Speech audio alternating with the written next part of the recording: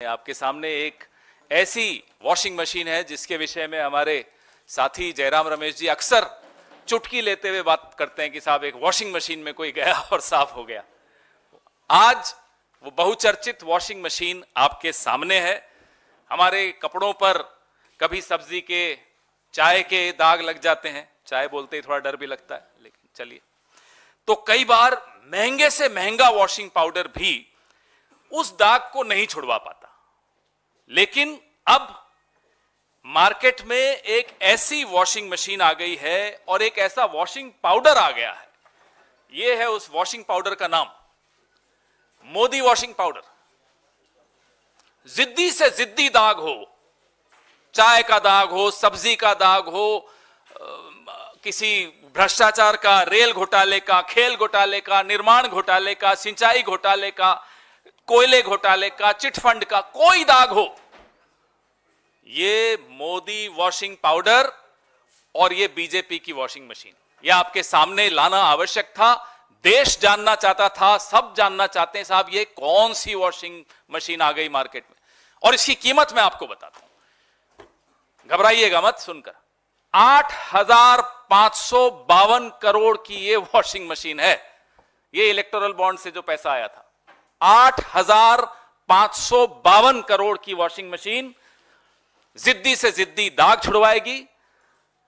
आप भी खरीद लीजिए, काम आएगी। कितना ही पुराना दाग हो, वैसे ये 10 साल पुराने दाग धोने में बड़ी एक्सपर्ट मानी जाती है। 2014 से पहले के जितने दाग हो, ना केवल ये तेजी से सफाई करती है, आप बहुत हैरान होंगे जानकर, इसमें एक स्पिन का बटन भी है। स्पिन, वो स्पिन का बटन अगर आप दबा दें तो फिर कोई घोटालेबाज वो राष्ट्रभक्त बन जाता है, स्पिन हो जाता है पूरा गोल। जो कल तक घोटालेबाज था आज वो राष्ट्रभक्त बन जाता है, ईमानदार हो जाता है। ये दूसरा बटन है स्लो बटन। आप देखिएगा ध्यान से। स्लो बटन क्या है कि किसी जांच को धीमा करना हो, उससे पहले बात कर लो, बीजेपी में आ जाओ साहब, सब ठीक हो जाएगा, वो हाँ सोच रहा हूं कहेगा तो स्लो बटन में चला जाएगा, तो जांच धीरे हो जाएगी, कार्रवाई ढीली पड़ जाएगी, फाइल कहीं नीचे ईडी के ऑफिस में या सीबीआई के ऑफिस में कहीं नीचे चली जाएगी। यह इस मशीन का चमत्कार है, यह इस मशीन का जादू है, इसीलिए इसको जादुई मशीन कहा जाता है। फिर जब तक इस वॉशिंग मशीन में, अरे वो डालिए ना, ये वाली टी शर्ट जाती है पहले, देखिए इस पे जो लिखा हुआ है आप पढ़ रहे हैं, अब मैं इसमें ये डलवा रहा हूं। अरुण जी इसके अंदर डालिए और देखिए क्या निकल कर आता है। वहां भी दिखाइए, अच्छी तरह दिखाइए, पढ़िए इस पे क्या लिखा है। भाई उधर भी दिखाइए, सब जगह मांग है इस मशीन की। देखिए इस मशीन की कितनी मांग है। अब इसके अंदर डालेंगे अरुण जी। अरुण जी अब डाल दीजिए, सबने देख लिया। देखा क्या बोल रहा है, बोलो प्रेस कॉन्फ्रेंस जी।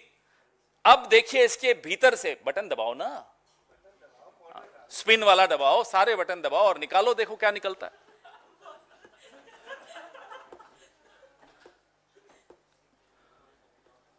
आज की प्रेस वार्ता मोदी जी जरूर देख रहे होंगे। अब ये देखिए साफ होकर क्या निकला।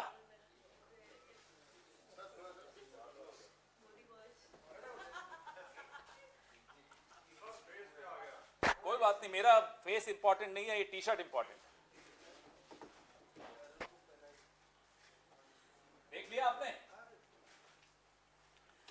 तो ये जादू आपको दिखाया। आज की प्रेस वार्ता से पहले एक खबर छपी कि श्री प्रफुल्ल पटेल के खिलाफ सीबीआई ने मामला बंद कर दिया। आज से कुछ महीनों पहले प्रफुल्ल पटेल जी ने एनसीपी को तोड़ा, भाजपा के इस वॉशिंग मशीन के गठबंधन में शामिल हुए, इस वॉशिंग मशीन के अंदर गए और बाहर यूं निकल कर आ गए। यह प्रफुल्ल पटेल जी के साथ हुआ। ऐसे 21 उदाहरण हैं, अभी आपको मैं प्रेस रिलीज में दे रहा हूं। 21 उदाहरण। हिमंता बिस्वा शर्मा है उसमें, नारायण राणे हैं उसमें, अजीत पवार है उसमें, हसन मुशर्रफ है उसमें, छगन भुजबल है उसमें, अब अशोक चौहान जी भी उसमें। और आपको मैं एक एनेक्सर दिखाऊंगा। यह भाजपा ने आरोप प्रफुल्ल पटेल पर लगाए थे। ये देखिए, ये क्या आरोप थे?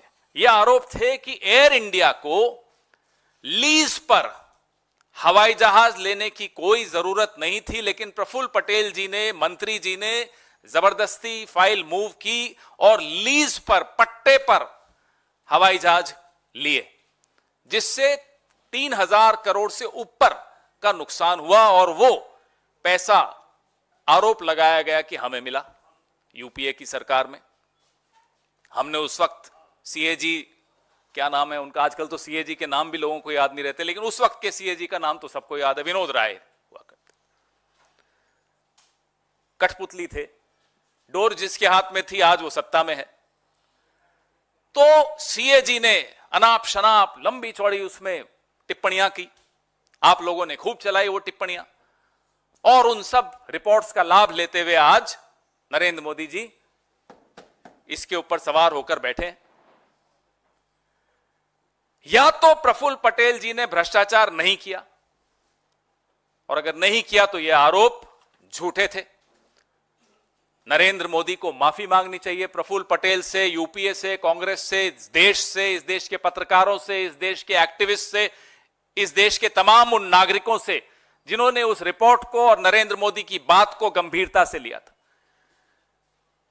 अगर वो ईमानदार थे तो ये आरोप झूठे थे। और मैं प्रफुल्ल पटेल जी से भी आग्रह करूंगा, हिम्मत दिखाइए, ठोक दीजिए मानहानि का दावा नरेंद्र मोदी पर, हिम्मत दिखाइए। अब तो क्या, अब तो आपके पास ये हो गया, अब तो आप साफ हो गए, अब थोड़े वापस से फाइल खुलेगी। और अगर ये आरोप सच्चे थे तो ये फाइल क्यों बंद हुई, ये केस क्यों बंद हुआ? दो ही चीजें हो सकती हैं, या सच था या झूठ था। झूठ था तो माफी मांगिए, सच था तो आपकी पार्टी में, आपके गठबंधन में वो क्या कर रहे हैं, फाइलें क्यों बंद हो रही हैं?